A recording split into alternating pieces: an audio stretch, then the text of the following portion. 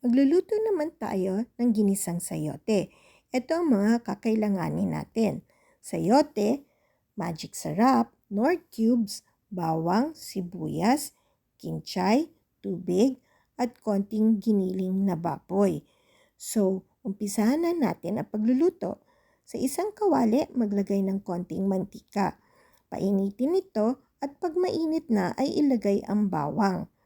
Pabayaan natin maging fragrant yung bawang at isunod natin ang sibuyas. Sunod na rin natin ang nor cubes. Durugin ito at halu-haluin at ilagay natin ang giniling na baboy. Medyo durugin lang natin yung baboy para hindi dikit-dikit at lumasa yung mga bawang at sibuyas.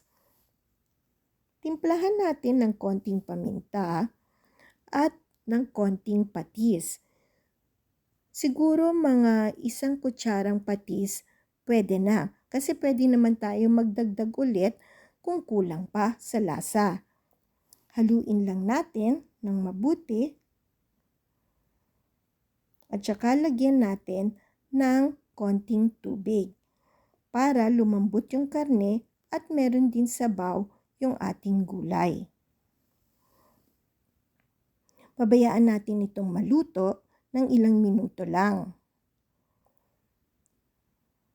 Eto na, nasobrahan yung aming paghihintay. Pero nung tinikman namin, okay naman na yung lasa.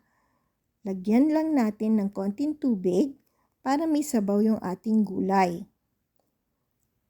Haluin ulit. At tikman kung okay pa din yung lasa. Okay na. Pwede na. Pwede na nating ihalo ang sayote. Ito. At ihalo natin kasama yung karne para lumasa sa sayote yung sabaw at yung karne. Pabayaan natin maluto ang sayote nang nakatakip ang kawali. Huwag ninyong kakalimutan na i-check para huwag ma-overcook yung sayote.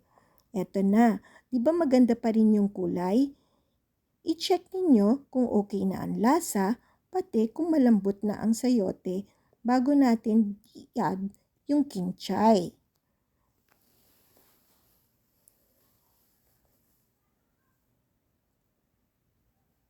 I-add muna natin kalahati ng kinchay. At haluin natin.